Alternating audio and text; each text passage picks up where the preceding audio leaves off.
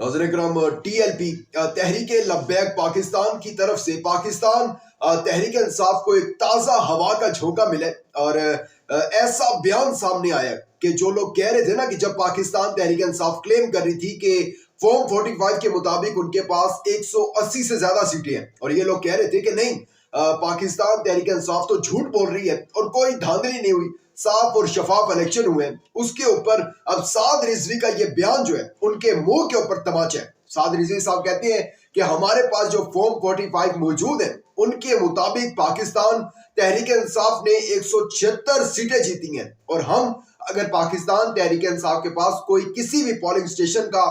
Form 45 जो है वो मिसिंग है तो हमारे पास एक एक पोलिंग स्टेशन का फॉर्म 45 मौजूद है। आपको जब चाहिए पाकिस्तान तहरीक इंसाफ को हम वो फॉर्म 45 देने के लिए तैयार है। ये टीएलपी की तरफ से बयान आया। साद रिजवी ने मजीद ये कहा है कि अगर असले के जोर पर आप लोग ये समझते हैं कि आप जो है वो लोगों के ख्यालात जज्बात जो है वो तब्दील करवा लेंगे तो ये आपकी भूल है और अगर आपने तब्दील जबरदस्ती करवा भी ली है तो ये गुंडागर्दी है, ये जमहूरियत नहीं है। जो आप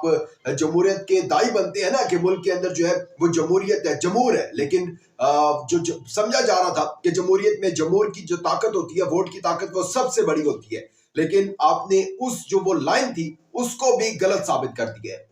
इस टाइम मुल्क में बहुत कुछ हो रहा है। सिर्फ हाफिज नईम ने एक सीट नहीं छोड़ी कल अपनी, अब हर जमात से जो है वो सीटें छोड़ने की इब्तदा हो गई है क्योंकि कितने साल चलेगा ये तमाशा, 75 साल से चलता आ रहा है ये तमाशा, आखिर कभी ना कभी तो रोकना पड़ेगा ना इसको, वरना तो वो फिर वही बात हो गई कि हुजूर का शौक सलामत रहे शहर और बहुत ऐसे ही करते रहे फिर, और जो पाकिस्तान के अब कोई अगर इसी तरह चलता रहा तो फिर मैक्सिमम पाकिस्तान को 20 साल और चल सकेगा, वरना फिर वही श्रीलंका जैसा और दीगर कुछ ममालिक अफ्रीका के वैसे उन जैसा जो है वो इस्लामी जमहूरिया मेरे पाकिस्तान का जो है वो हाल हो जाएगा। इस का बताता हूं मैं आपको आज कि किसने जो है मजीद सीटें छोड़ी और किसने अभी छोड़नी है सीटें। नवाज शरीफ के साथ शहबाज शरीफ ने इतना बड़ा हाथ कर दिया कि आप सुनकर हैरान रह जाएंगे कि वाकई ऐसा भी हुआ, और मैं आपके सामने एक एक जो है चीज सामने रखूंगा जिससे आप मुकम्मल तौर पर जो है वो अंडरस्टैंड कर सकेंगे कि वाकई शहबाज शरीफ ने नवाज शरीफ के साथ एक बहुत बड़ा हाथ कर दिया है। इमरान खान साहब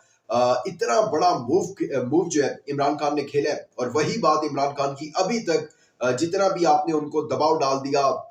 उनके ऊपर, उनकी पता नहीं 31 साल तकरीबन उनकी सजा बन रही है, वो सजा भी दे दी, लेकिन वो बंदा अभी भी यही बात कह रहा है, मैं एहतसाब करूंगा, बाहर आऊंगा, इंतकाम नहीं एहतसाब जरूर करूंगा। और अब हुकूमत आने वाली है उनकी केपीके में और इमरान खान ने आज जेल से अहम पैगाम जो है जारी कर दिया है, उस मुतालिक भी बात करते हैं। लेकिन आगे बढ़ने से पहले चैनल को सब्सक्राइब करके शुक्रिया का मौका दीजिएगा, वीडियो को लाइक और शेयर लाजमी कीजिएगा।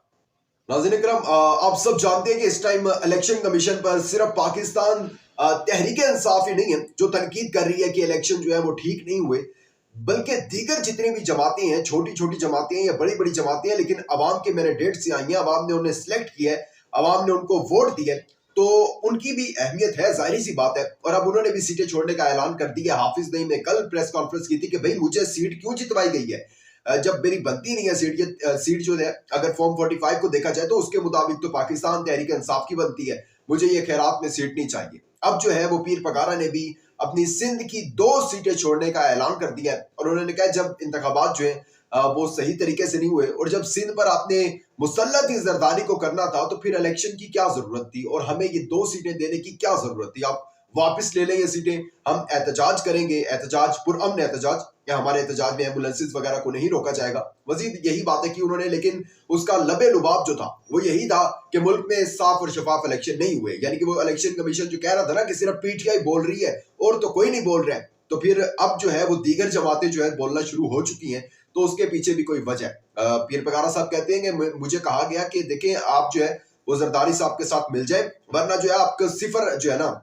जीडीए के आगे सिफर लिखा जाएगा। मैंने कहा लिख दें आप, कोई मसला नहीं है, जब आपने सोच लिया ये सब करने का तो कर ले, कितनी देर और कर लेंगे, और कितने देर, 10 साल 20 साल, लेकिन याद रखिएगा ये निजाम जरूर तब्दील होगा। और अब जो इमरान खान के साथ दीगर लोग जिस तरह से मिलना शुरू हो चुके हैं, मैं जिस तरह साद रिजवी का आपको बता चुका हूं, एक बात याद रखिएगा, याद नहीं बल्कि आप सब जानते हैं इस चीज को कि जितनी भी मजहबी जमातें हैं, वो फिर टीएलपी हो, जमात इस्लामी हो या दीगर कोई जमातें हो, इनमें डिसिप्लिन बहुत ज्यादा होता है। और तहरीक इंसाफ या नून लीग कोई भी लोग किसी भी पार्टी के पोलिंग एजेंट हो, उनसे बहुत ज्यादा डिसिप्लिन होता है इनके अंदर, और इनके ओहदेदार जो है वो हिदायत जारी कर देंगे उसके मुताबिक करते हैं, इधर से उधर नहीं हिलते हैं। तो आप अंदाजा कर सकते हैं कि फॉर्म 45 जो है इन्होंने किस तरह लिया होगा। और उस फॉर्म 45 के मुताबिक जो है वो कह रहे हैं कि भाई तहरीक इंसाफ की 176 सीट्स बनती हैं और पीटीआई खुद क्लेम कर रही है कि उनकी 180 सीटें जो है वो बनती हैं। लेकिन खैर इलेक्शन कमीशन पूरी दुनिया में इस टाइम आलमी मीडिया जो है वो बता रहा है कि पाकिस्तान के अंदर इंतखाबात जो है ठीक नहीं हुए, लेकिन इलेक्शन कमीशन कह रहा है हमें मुबारकबाद दीजिए, हम मुबारकबाद के मुस्तहिक हैं क्योंकि इलेक्शन मुल्क के अंदर बड़े साफ और शफाफ हुए।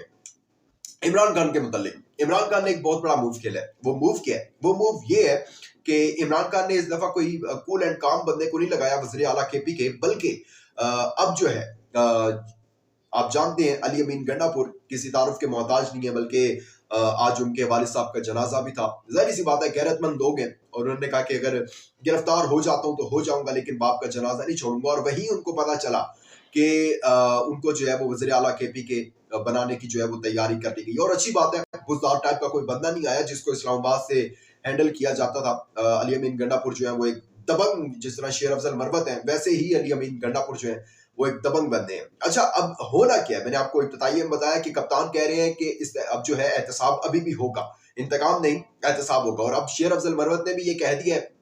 कि अब हमारी केपीके में गवर्नमेंट आने लगी है, जितने भी हमारे लोगों को केपीके में जितने भी ये पुलिस के अफसरान थे इन्होंने बेजा हिरासत में रखा, जेल में रखा है, झूठी एफआईआर दर्ज की, अब हम उनको बुलाने लगे हैं और अब हम उनको कहने लगे हैं आए और अदालतों में उन्हें आकर डिफेंड करें जो आपने झूठी एफआईआर दर्ज की, हमारे लोग पकड़े, उन सब चीजों को। और ये बहुत अच्छी चीज है, होना चाहिए, एहतसाब बिल्कुल होना चाहिए, चाहे वो फिर पाकिस्तान तहरीक इंसाफ का कोई है कारकुन है या फिर किसी और जमात का है। एहतसाब लाजमी होना चाहिए, इंतकाम की सियासत नहीं करनी चाहिए जैसे ये लोग कर रहे हैं आपके सामने।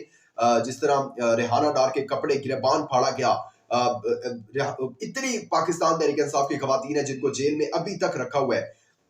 ये इंतकाम होता है। और दूसरी तरफ एहतसाब ये होता है कि जिन्होंने हमला किया था उनको एटलीस्ट आप जितनी सजा देनी थी दे सकते थे। खैर ये कप्तान का एक बहुत बड़ा मूव है कि एहतसाब अभी भी होगा, गवर्नमेंट आने लगी है, गवर्नमेंट के बाद भी हम एहतसाब जो है वो पेशावर से केपीके से शुरू करने लगे हैं। अच्छा, अब शहबाज शरीफ ने जो नवाज शरीफ के साथ हाथ किया, एक चीज जो है वो याद रखेगा, शहबाज शरीफ एक बात कहा करते थे कि मैं तो फौज की आंख का तारा हूं तो तुमको क्यों चुभता हूं। और बाकी ही इसमें कोई शक नहीं है कि शहबाज शरीफ जो है वो एस्टेब्लिशमेंट की आंख के तारे हैं और उनको वो पसंद भी हैं। अब सिर्फ हम यहाँ पर बैठकर कुछ और चीजें देख रहे होते हैं, लेकिन जाती उमरा में या इनके महलों में जो है वो बहुत बड़ी बड़ी मीटिंग्स हो रही होती हैं और वहां भी कुछ चीजें डिसाइड हो रही होती हैं। इनकी अपनी पार्टी में चीजें डिसाइड हो रही होती हैं कि भाई बड़े भाईजान, बड़े मियाँ साहब, मैं तो इतने सालों से जो है वो वज़ीर आला बनता आया हूँ, 16 माह में सिर्फ वज़ीर आज़म बनो, तो अब जो है वो मुझे दी जाए बारी। तो तब भी डिसाइड हो जाता है कि चले अगर आपके जो ग्रुप है ना वो ज्यादा सीटें लेगा तो फिर आप बन जाएंगे वज़ीर आज़म, अदरवाइज जो है वो मैं बनूंगा। और आपको पता है कि इनके अंदर भी जो है वो ग्रुप्स होते हैं। अब इन्होंने इस कदर धांधली की, आप इस चीज को अगर अंडरस्टैंड करें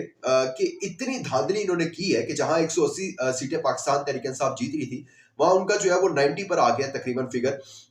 तो ये सीटें 5-6 और भी तो जितवा सकते थे ना, जैसे कि साद रफीक, खुरम दस्तगीर, जावेद लतीफ, आबिद शेर अली, राना सनाउल्लाह, मतलब इन लोगों को भी तो 5-6 सीटें और भी तो निकलवा सकते थे ना, जहां पर इन्होंने इतनी धांधली की। लेकिन क्यों नहीं की? क्योंकि ये लोग जितने भी जिन्होंने मैंने अभी नाम लिए जिन लोगों की, ये नवाज शरीफ के कैंप के लोग हैं। और अगर ये जीत जाते हैं तो जाहिर सी बात है कि जावेद लतीफ के आपने कई बयान सुने हैं जहां पर वो शहबाज शरीफ की मुखालफत कर रहे हैं। खुरम दस्तगीर जो है वो बाजवा के खिलाफ नारे लगाते रहते हैं, आपको याद होगा गुजरावाला में जब वो कैंपेन एक स्टार्ट की थी नवाज शरीफ साहब ने। साद रफीक जो है बड़े, मुझे साद रफीक वैसे पर्सनली बहुत अच्छे लगते हैं, उन्होंने अपनी शिकस्त जो है वो कबूल भी की और कहा कि मैं हारा हूं भाई, मैं बाकी ग्रेस के साथ उसको जो है वो एक्सेप्ट किया। आबिद शेर अली है, फिर राना सनाउल है, तो ये सब नवाज शरीफ के कैंप के लोग हैं जो कि एस्टेब्लिशमेंट को भी पसंद नहीं है। और इसीलिए जो है शहबाज शरीफ इस टाइम बहुत खुश हैं और इतना अंदर से खुश हैं जिसकी कोई सोच नहीं है। लेकिन खैर